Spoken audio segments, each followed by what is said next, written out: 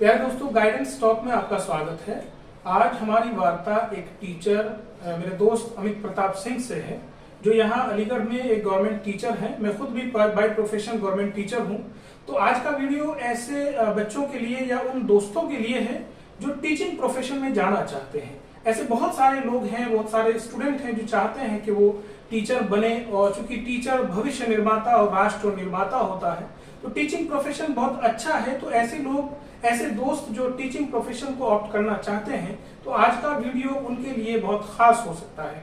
तो आज होली का पावन त्योहार था। सबसे पहले मैं आप सभी को उसकी बधाई देना चाहता हूँ। अमित भाई, आपको भी बहुत बहुत बधाई। और होली जो है वो एक ऐसा त्योहार है, रंगों का त्योहार है।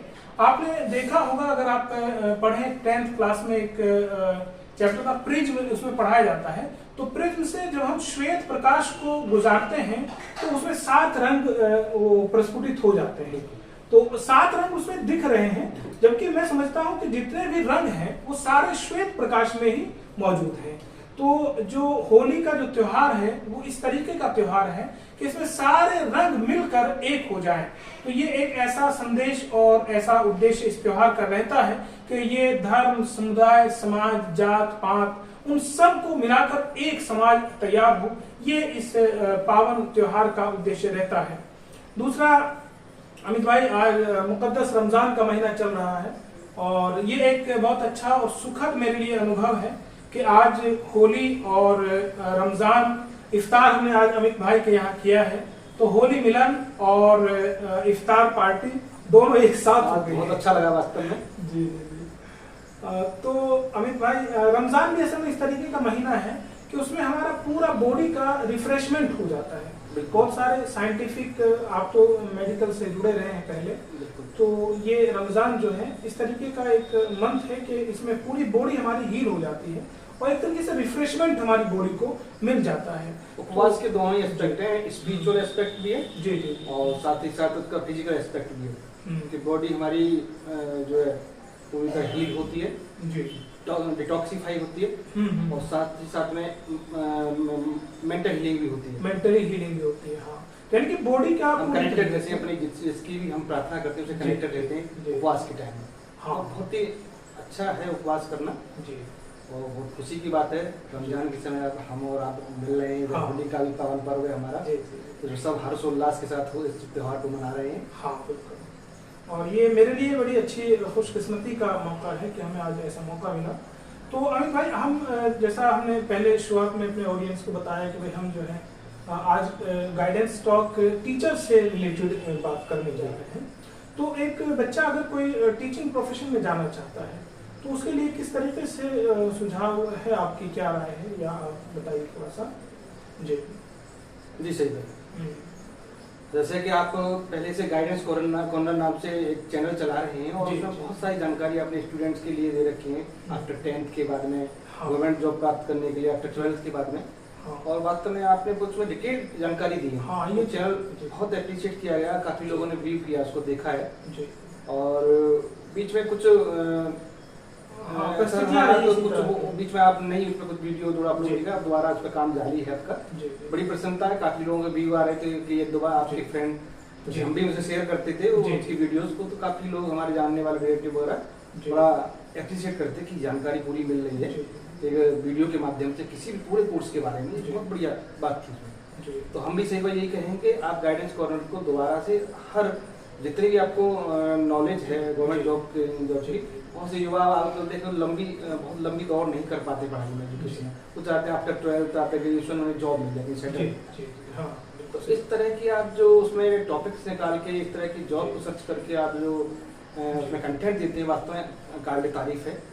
और मैं आपके हृदय से बहुत बहुत मुबारकबाद देना चाहता हूँ कि आप बच्चों के लिए आप इतना सोचते हैं, चाहते हैं। और तो मैं इस पर भी चाहूँगा, आपका ही प्रकाश डालना चाहूँगा कि हाँ, टीचिंग प्रोफेशन अगर कोई जाना चाहता है स्टूडेंट, उसको लाइक करता है, तो उसमें क्या क्या स्टेप्स हैं, आप भी थोड़ा इस पर आप अपने इस तरह से बताइए, क्योंकि आप गाइडेंस कॉर्नर चला रहे हैं, तो आप गाइडेंस आपका बहुत अच्छा मेरे को लगता है, मैं सुनना चाहता हूं। असल में दोस्तों, हम गाइडेंस कॉर्नर के नाम से एक चैनल शुरू किया था लगभग 2 साल पहले। तो उस पर हमने बाकायदा बहुत डिटेल्ड वीडियोस बनाई थी। तो उसमें टीचिंग प्रोफेशन से रिलेटेड कोई वीडियोस शायद उस पर नहीं थी। हाँ बिल्कुल सही बात है। तो आज हम उसी बारे में बात कर रहे हैं। एक्चुअली बात यह है कि सबसे पहला तो हमें ये देखना होगा कि अगर आप टीचर बनना चाहते हैं तो आपका एकेडमिक जो रिकॉर्ड है वो बहुत अच्छा होना चाहिए। कहने का मतलब ये है कि आप पहले से ही पढ़ाई में टॉपर या अच्छे स्टूडेंट होने चाहिए, परसेंटेज आपकी अच्छी होनी चाहिए। हाँ, एक बात तो ये है भाई, परसेंटेज अगर आपके कम से कम 60% से ज्यादा है तो ही आप इस प्रोफेशन के बारे में सोचें, ऐसा हमारा अनुभव रहा है। क्योंकि एक तो भाई परसेंटेज की वैल्यू है, क्योंकि आप जैसे 12th करते हैं, 12वीं करते हैं, 12वीं के बाद में आप बीएससी कर सकते हैं, बीए कर सकते हैं, और उसके बाद आपको बीएड का डिग्री करना होता है। वैसे पिछले दिनों सरकार ने, गवर्नमेंट ने एक कोर्स लॉन्च किया था बीए बीएड, बीएससी बीएड और बीकॉम बीएड का। ये एक मतलब कंबाइंड 4 साल की एक डिग्री थी। ये टीचिंग प्रोफेशन को प्रमोट करने के लिए गवर्नमेंट का हमारा एक प्रयास था, तो वो भी चल रहा है। आप बीए बीएड 12वीं के बाद में कर सकते हैं और बीएससी बीएड भी कर सकते हैं। लेकिन इसी के साथ साथ इसी साल गवर्नमेंट ने कुछ कोर्सेज और लॉन्च किए हैं, यानी 1 साल का बीएड फिर से रिन्यू कर दिया गया है। 1 साल का बीएड, 2 साल का बीएड, और इस तरीके से टीचिंग के कई 3 कोर्सेज वो लॉन्च किए गए हैं। उनकी डिटेल्ड वीडियो हम अलग से बनाएंगे।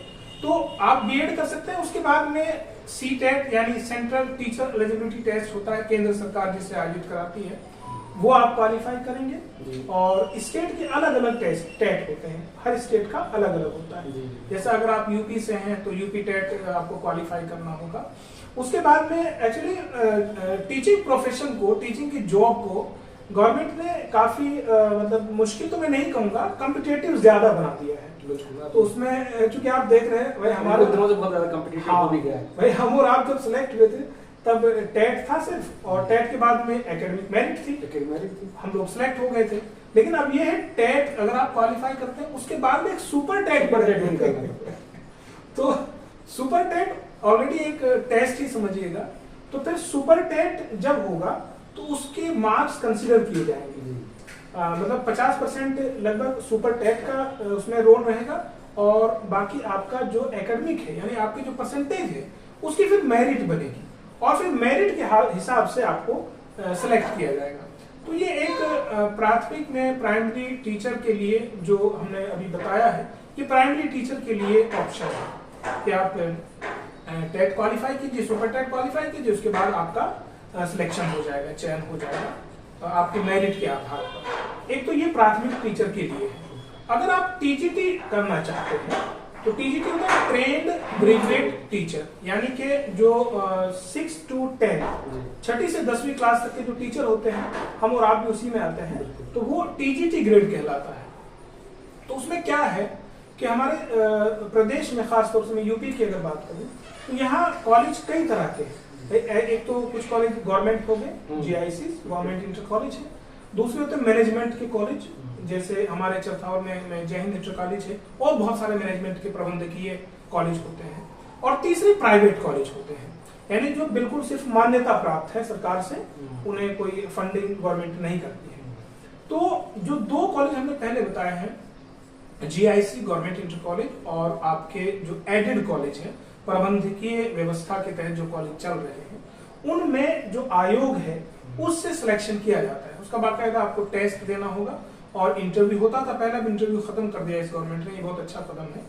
तो आपको डायरेक्ट टेस्ट देना होगा, उसके बाद अगर आप क्वालिफाई होते हैं तो आपको उसमें चयन कर लिया जाएगा। पीजीटी यानी 11th 12th 11वीं 12वीं के जो टीचर होते हैं उनका भी सेम यही क्राइटेरिया है, उनमें अभी भी इंटरव्यू रखा गया है। वो इंटर कॉलेज जीआईसी हो या मैनेजमेंट के कॉलेज हो, उनमें अगर आप जाना चाहते हैं, पीजीटी बनना चाहते हैं। अच्छा, एक बात और यहाँ बहुत महत्वपूर्ण है अमित भाई, कि जैसा हमारे यूपी में अभी पीजीटी अगर कोई बनना चाहता है तो उसमें बीएड की बाध्यता नहीं है। बाकी दिल्ली में भी बीएड की बाध्यता है, हरियाणा में भी बीएड की बाध्यता है, और ज्यादातर स्टेट में बीएड की बाध्यता है। हमारे यूपी में भी वो नहीं है। तो यानी कि अगर आपने एमए किया है सिर्फ, तो भी आप पीजीटी बन सकते हैं। उसमें आप पोस्ट ग्रेजुएट हैं तो आप पीजीटी के लिए एलिजिबल हैं। हाँ, एलिजिबल है, यानी उसमें आपको उसकी जरूरत है। उसमें भी परसेंटेज का कुछ रहता है? नहीं, उसमें परसेंटेज का नहीं, उसमें सिर्फ पोस्ट ग्रेजुएशन में परसेंटेज का रहता होगा। नहीं, उसमें बस आपका जो टेस्ट कंडक्ट करा रही है गवर्नमेंट, उसका डिपेंड है। जी।